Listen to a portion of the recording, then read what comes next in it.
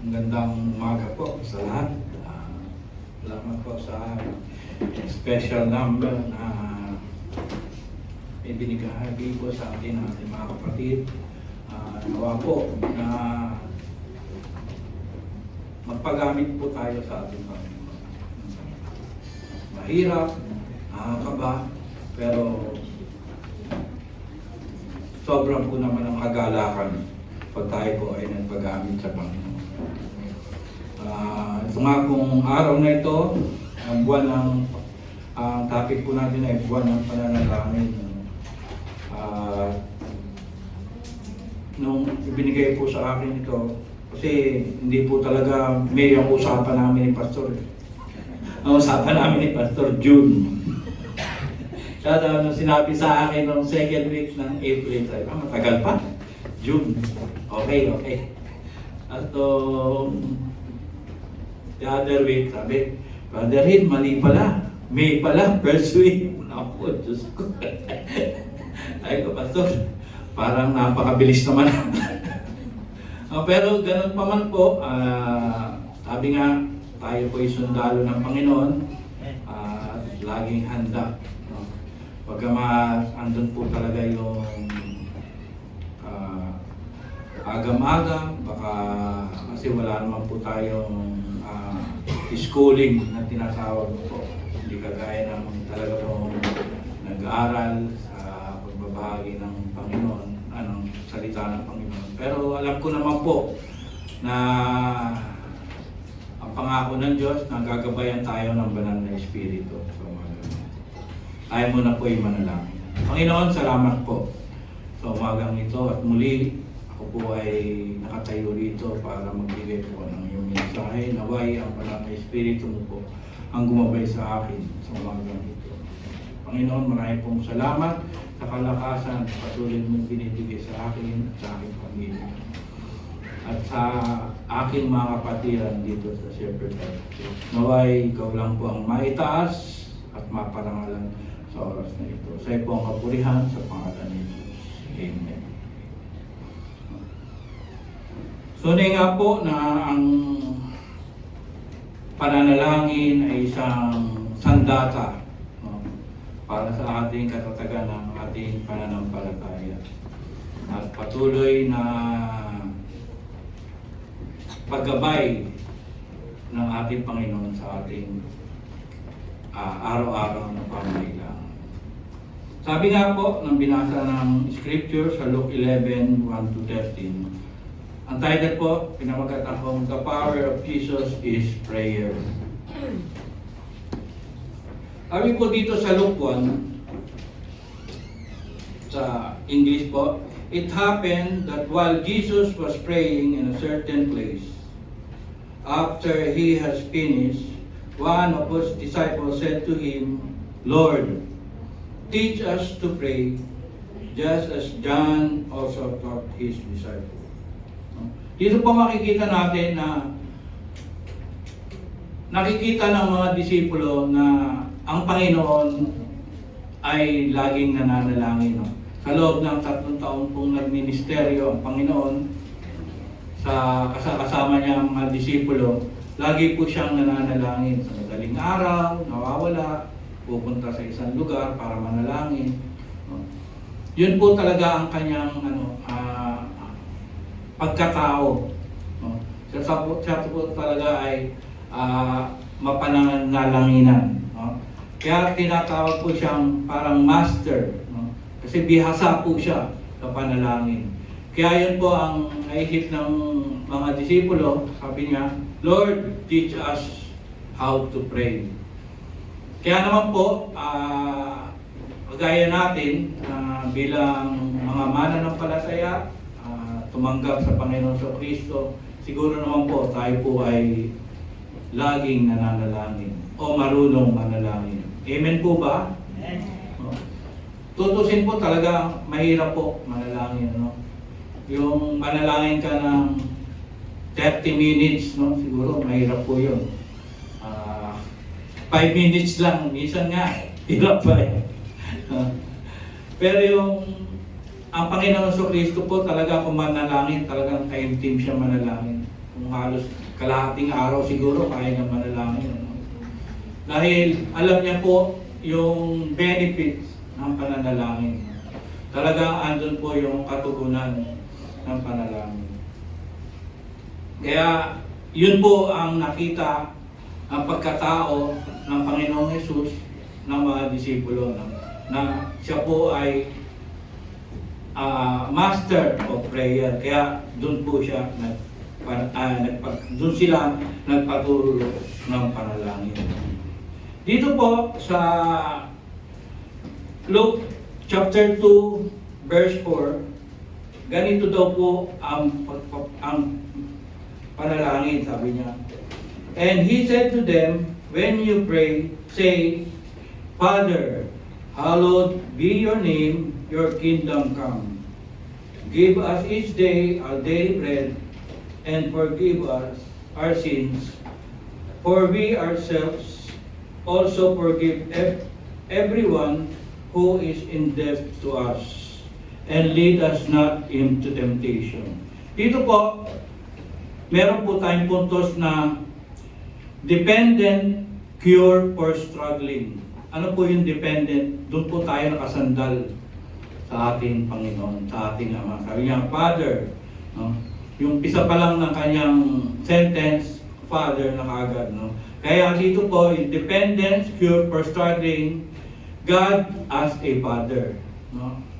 Dito po, may dalawang bahagi po itong itinuro ng Panginoon na panalangin. Una po, isang bahagi, spiritual life natin.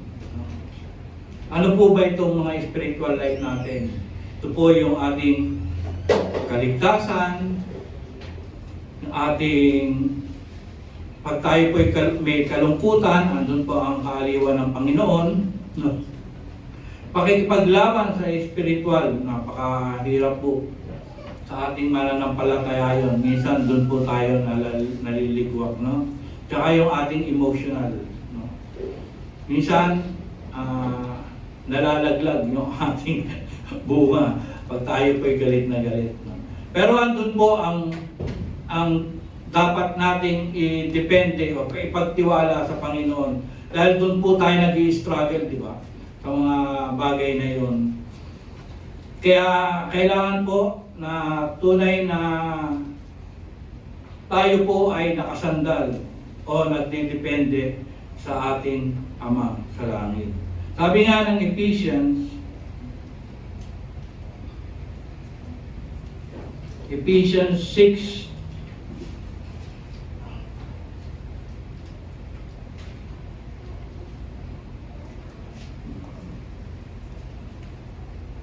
Ephesians 6:14.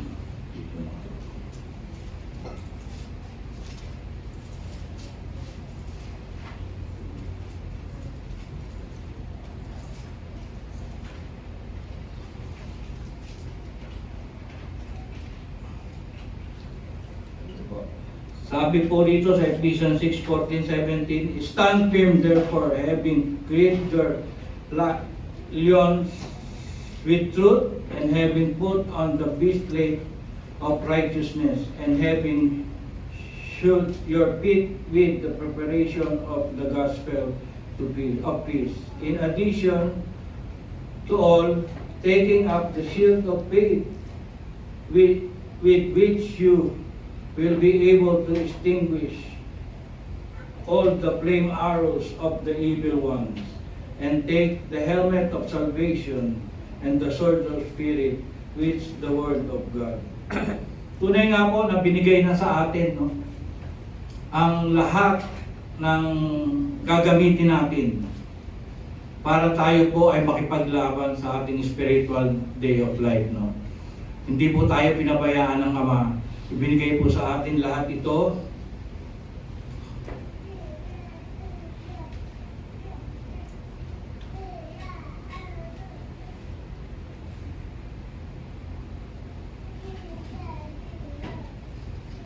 Ito, sa Tagalog.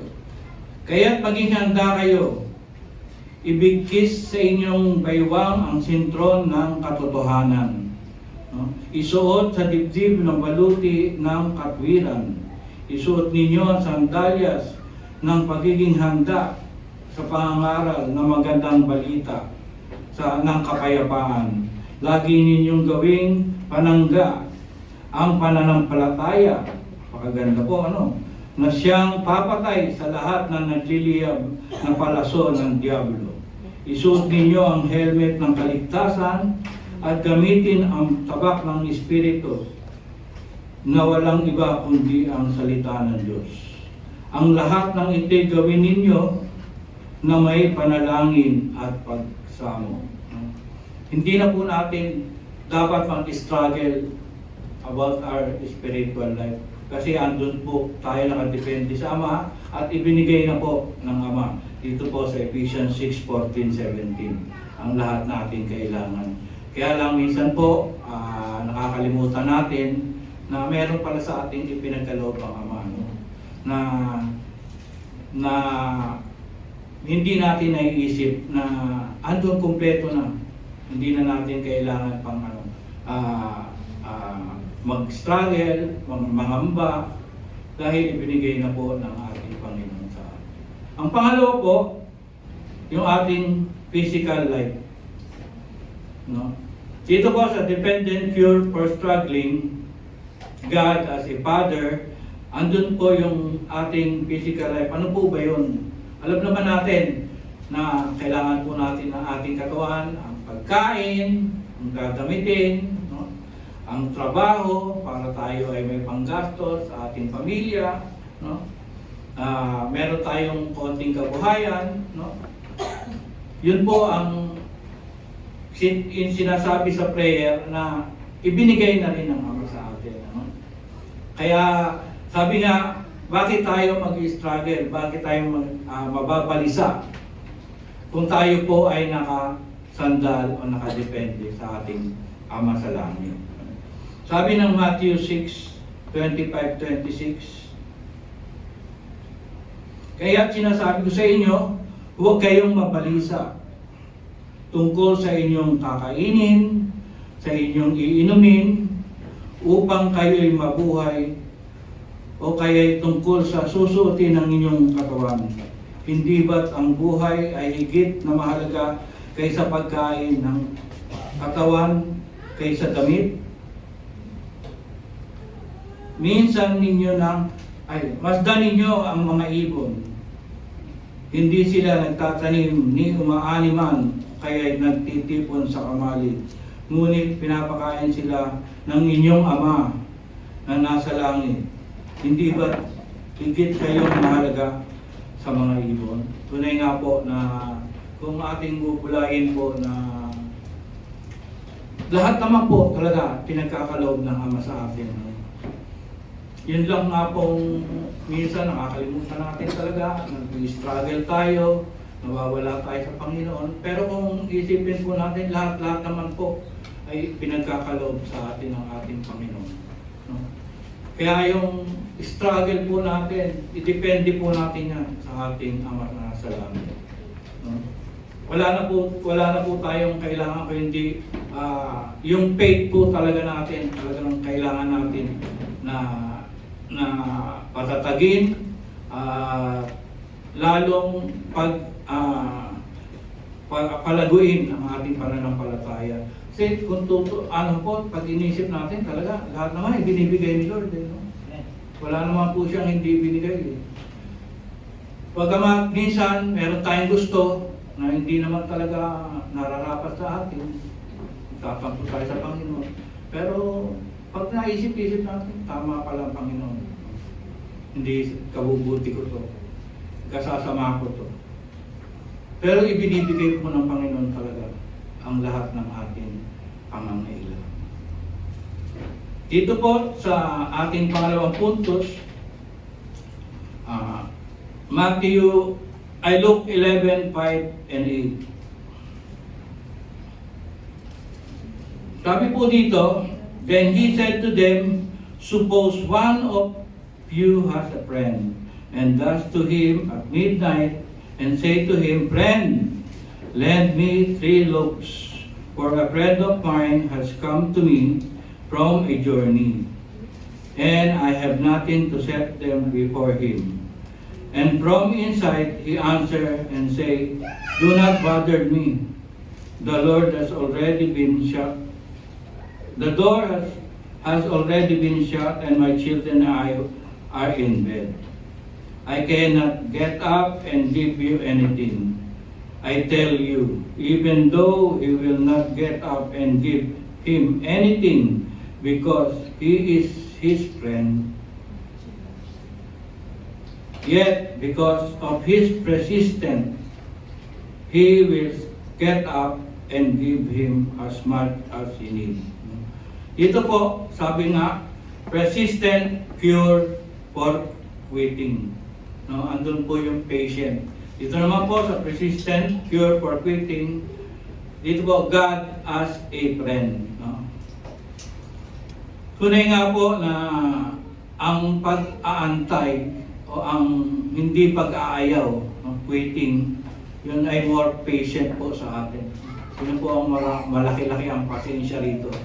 Ang isa po, ang pasensya po nauubos eh. Sabi nga, ang pera ko mauubos pero ang pera ko hindi mauubos pero ang pasensya ko ay nauubos. Pero dito po, lalo na po sa Biblia, napakarami po ang nag-antay. Marami po ang nag-antay dito. Sino-sino po sila? Si Abraham. Sample po natin si Abraham. Bago po siya binigyan ng Isaac, ilang taon po. Napakatagal. Ang mga Israelita, bago po nakaalis ng Ehipto, halos ibang henerasyon na po yung nakaalis. Sa 400 years silang nagantay. Pero hindi po sila nangayaw. Si Jacob po, yung pinakamamahal na si Rachel, bago niya napangasawa, dumaan muna siya kay Leah. 7 years kay Leah, bago niya nakuha si Rachel, 7 years po ulit. Sino po yung nanliligaw dito ng 14 years? Preto. Ngayon po, ligawan na ata, ano na lang eh. Araw na naman. Wala na hong matagalan. Ano? Kaya minsan po, Moises po, 40 years bago makaalis ng Ehipto. Si David po, bago na hari is 15 years. Talagang andun po yung kailangan na persistent natin, no? Yung ating patient, no? Matyaga tayong nag-aantay. Kagaya rin po nung binasa natin. Ano sabi nung hinihinga niya? Sulog na kami. Bumachi ka na. Hindi na kami tatayo. Pero sa kanyang kakulitan, no? Andun po, tumayo rin, ibinigay din. Bakit po? Kasi kaibigan. Sabi nga, God is a friend. Kagaya po ng Panginoon. Kung kaibigan po natin ang Lord, no, kagaya ni Abraham, sa Santiago 2:23, sabi doon, natupad na ang sinasabi ng kasulatan.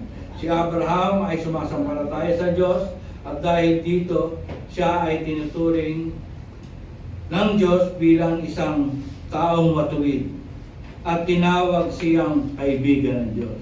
Tayo rin po, ang mga tumanggap sa Panginoong Jesucristo, kaibigan po tayo ng Diyos. Kaya wala akong mahirap na hingin sa Diyos. Kukulitin lang natin ang Panginoon. No? Huwag po tayong mangangayaw. Ano man po ang ating pinananalangin, tuloy lang po. At alam ko po, andyan po ang kasabunan ng Panginoon. Sabi nga, persistent cure for quitting. Huwag po tayo mangayaw. Marami po tayong pinanalangin. May mga anak po tayo na ubod ng titigas ng ulo. Panalangin po natin sa Panginoon. Kukunin din siya ni Lord. Para maging mabait. Marami po talaga na nangangayaw. Lalo na ho sa panahon na ito. Napakagulo po ng daigdig. Talagang wala po tayong makita na magandang pangyayari sa araw-araw. Halos lahat ay kababalisaka, no? Andyan po yung mga gera, andyan po ang mga pambubuli, no? Gaya ng prayer po ng ating elder, no? Pero wag po tayo mangayaw sa panalangin. Lagi po andyan dyan ang katugunan ng Diyos. At pangatlo po, sa 9 and 13, 11, Luke 11, 9 and 13, sabi po dito, "So I say to you, ask and it will be given to you. Seek and you will find, knock and it will be opened to you. For everyone who asks, receive, and he who seeks, find, and to him who knocks, it will be opened." Dito po sinabi yung kabaitan ng Panginoon. Sabi nga, benevolent, cure for worrying. Yung benevolent po meaning kabutihan, kabaitan, mapagkawang gawa. Diyan nga, nung narinig ko, nung nag-uusap pa rin pastor, napaka-lalim naman no? Benevolent. Alam ko yun sa patay, pag nagbibigay ng abuloy, di ba, benevolent. Pero sabi niya, maganda yun. Kasi ando na lahat yung sa benevolent, sabi niya. Kaya, cure for worrying. Pag-aalala. Tayo po ay laging nag-aalala. Ano po? Konting bagay na mawalan ng pera, mawalan ng kakainin. Talagang nag-aalala po tayo. Nagkasakit ng anak, nagkasakit ng magulang, nag-aalala. Pero andun po ang kabutihan ng Diyos. Sabi nga po, God, dito po, God is a God. Makikita po natin yung kabutihan ng Diyos sa buhay natin. Yung lahat ng problema, the end of the day, malulutas naman. Ano? Pero yung pag-aalala natin, katakot-takot na pag-aalala ang ginagawa natin. Isipin po natin na may Diyos po tayo. May Diyos po tayo nakikilos at gagawa sa atin. Dahil ang Diyos po natin ay mabuti, compassion, gentle, thoughtful. Bakit pa po tayo mag-aalala? Hindi na po natin kailangan mag-aalala. Sabi nga, lahat ng pag-aalala ay tutulungan po tayo ng Panginoon. Dito po sa ating binasa, sa text po natin, wala naman po tayong nakita na hindi tinugon ng Diyos.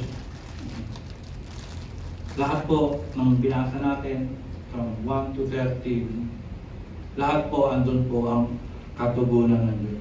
Kaya lang kung nung binabasa ko nga po ito, parang ang lalayo ng topic. Napunta sa panalangin, napunta sa kaibigan, napunta sa Diyos. No?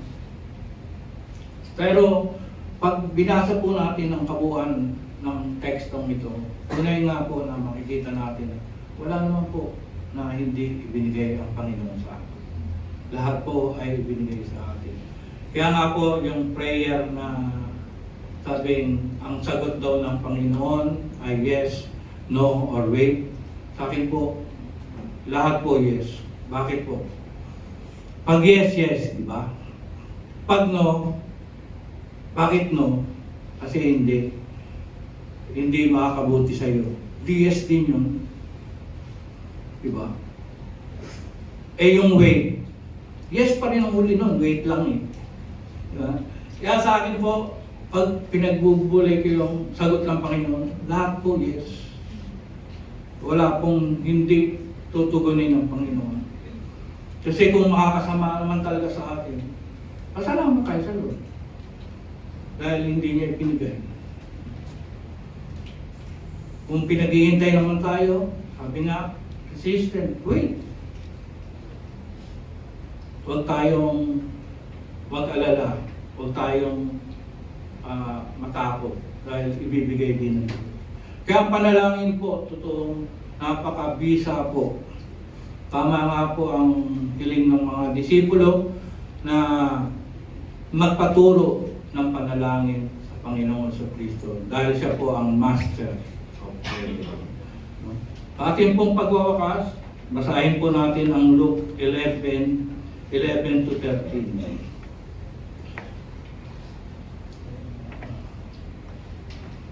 Now suppose one of your father is asked by his son for a piece, he will not give him a snake instead of a piece. Will he? Or if he is asked for an egg, he will not give him a scorpion. Will he? If you then, being evil, sabi, kahit ikay masamang tao, now know how to give good gift to your children, how much more will your heavenly Father give Holy Spirit to those who ask Him? Totoo nga po, no? Kung ikaw masamang tao, tayo masamang tao, pag humingi ang ating mga anak, bibigyan po ba natin sila? Pag humingi ng itlog, bibigyan natin ng scorpion, alakdan? Siyempre hindi po. Bibigay natin kung anong kanilang hinihiling, makakabuti sa kanila. Tunay nga po, we have an assurance our prayer could be granted. Sabi ng Mark 11:24, therefore, I say to you, all things from which you pray and ask, believe that you receive them, and they will be granted to you. Tunay nga po na tayo lang po ang minsan nakukulang sa panalangin. Gawin po natin buhay na ang panalangin. Doon po tayo nakakipag-usap sa Panginoon. Doon po nalalaman ng Panginoon kung ang ating mga kailangan. Bagamat hindi pa nga daw natin inuusal, alam na ng Lord ang ating pangailangan. Pero gusto po ng Panginoon ang fellowship. Importante po sa Panginoon ang fellowship. Through prayer. Sabi nga, persistent prayer with faith. Talagang yung pananampalataya natin, patuloy po natin ito na namnamin, patuloy natin makita ang katagumpayan ng ating panalangin. So umaga pong ito, patuloy tayo humingi sa Panginoon ng gabay, kalakasan. Tunay nga po minsan nakakalimutan na natin na tayo po ay tinuruan ng Lord ng panalangin. Yung tamang pananalangin po. Na siya rin naman po ang nagturo. So umaga po ito, salamat po. At naway, hindi po tayo lalabas dito na hindi po tayo napagpala ng ating Panginoon. Tayo po ay manalangin. Panginoon, salamat po